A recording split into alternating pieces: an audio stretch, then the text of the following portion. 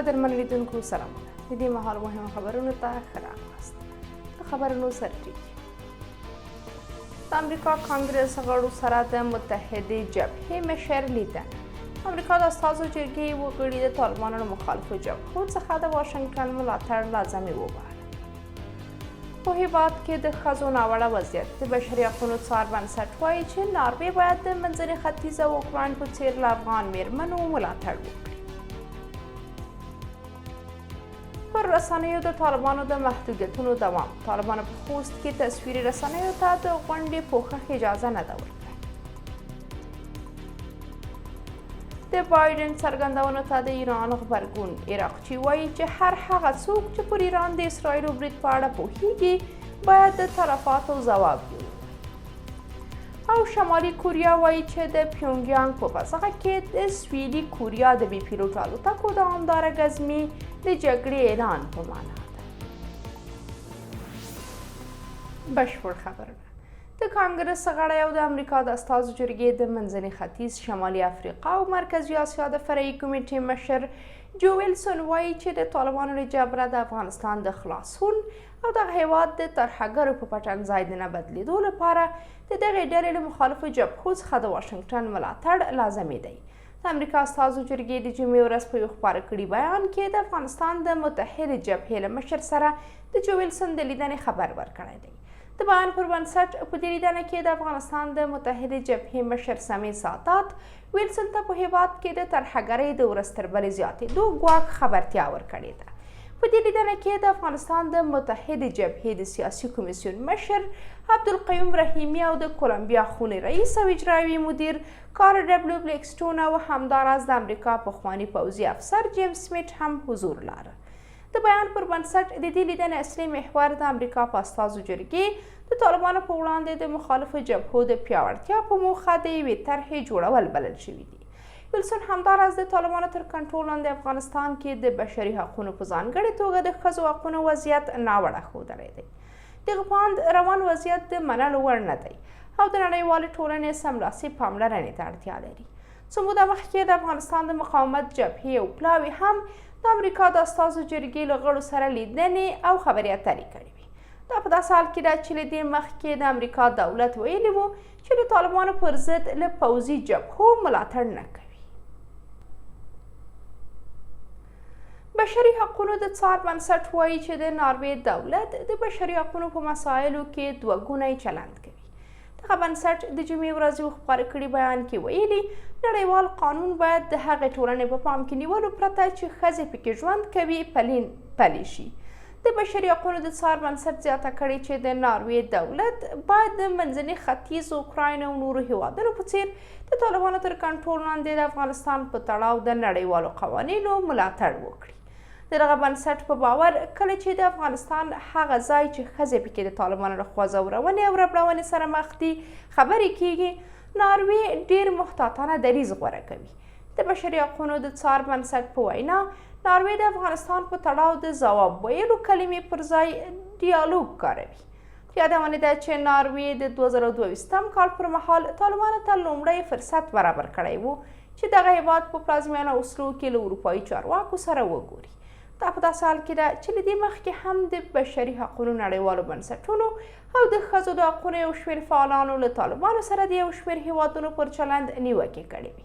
څو ورځې مخکې د افغانستان د ښځو چارو پخوانۍ وزیرې او په جلا وطنۍ کې د ښځو حقونو فعالې سیما سمر ویلي وو چې په هیواد کې د طالبانو لخوا د ښځو حقونو د سرغړونې په برخه کې د نړیوالې ټولنې کړنې او غندنې ګټورې نه دي. سیمه سرچینو خوست ته د طالبانو د لوړو زده کړو سرپرست وزیر ندا محمد ندیم د سفر خبر ورکړی دی. سرچینو 800 ورځپاڼې ته ویلي چې ندیم شنبه د تالي پر 28مه د خوست شیخ زاید پوهنتون په یوې غونډه کې د ګډون په موخه دغه ولایت ته تللی دی. د سرچینو په وینا طالبانو د دې غونډې د پوښښ لپاره د تصویري رسنیو مخنیوی کړی دی. د معلوماتو پر بنسټ په دې غونډه کې تصویري رسنیو ته د ګډون بلنه نه ورکړل شوې.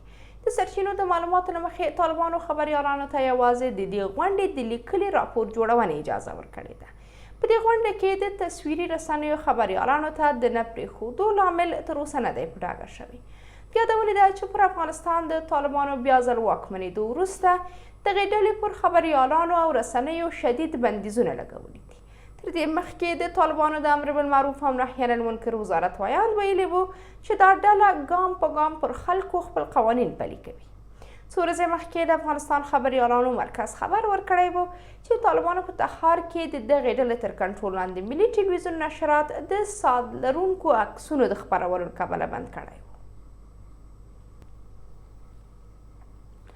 د ایران د بهرنیو چارو وزیر عباس عراقچي ویلي هر هغه څوک چې پر اسلامي جمهوریت د اسرائیلو برید د وخت او څرنګوالي په اړه معلومات لري باید د تلفاتو په اړه هم ځواب ووایي.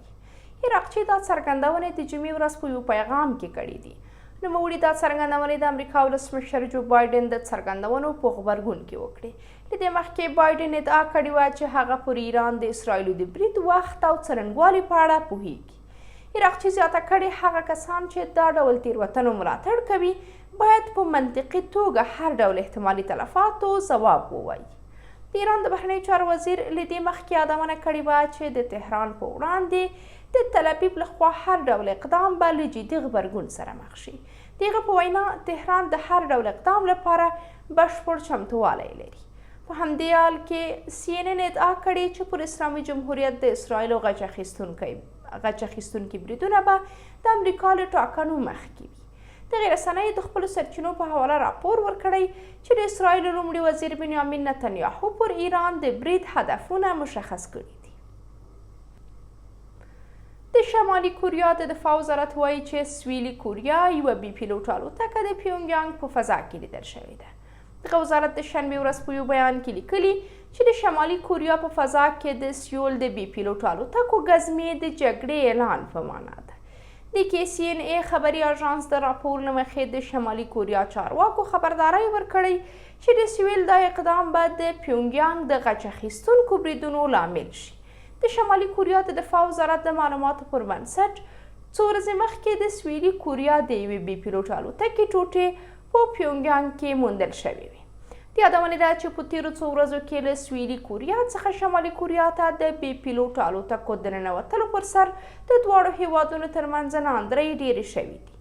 تېره ورځ د شمالي کوریا مشر کیم جونګ ان منلې وه چې د سیول لخوا د خپل هیواد د حاکمیت حق نه سرغړونې په صورت کې به پیونګیانګ پوځي اقدام ترسره کړي.